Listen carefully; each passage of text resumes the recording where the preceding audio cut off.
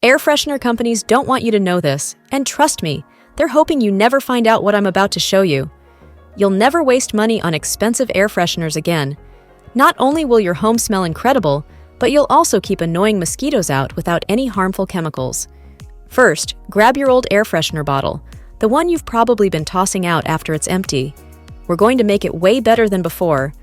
Start by unscrewing the cap, which usually comes off pretty easily. Now, rinse the bottle out thoroughly to remove any residue from the previous product. Let me know which country you're watching from. I love seeing how far this community stretches. Today's shout-out goes to Jacqueline from Zambia. Now that your bottle is nice and clean, set it aside for a minute. You'll need rubbing alcohol, about 4 tablespoons. Add the alcohol to a separate container, followed by 1 tablespoon of water.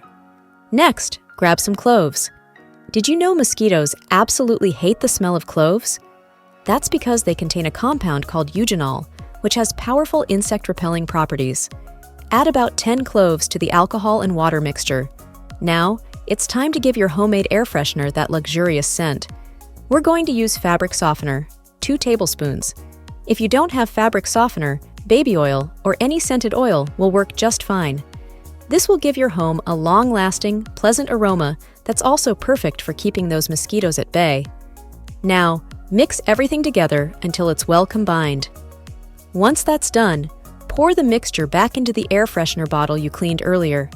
This is perfect for placing anywhere in your home, and you can refill it whenever it runs out. Just keep the recipe in mind and reuse your bottle over and over again.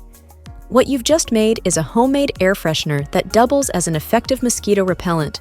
It smells incredible with the fresh scent of cloves and fabric softener, and it does double duty by keeping pesky bugs out of your space. If you enjoyed this tip, you're going to love my next video where I show you 3 genius tricks to make your disposable razor last forever.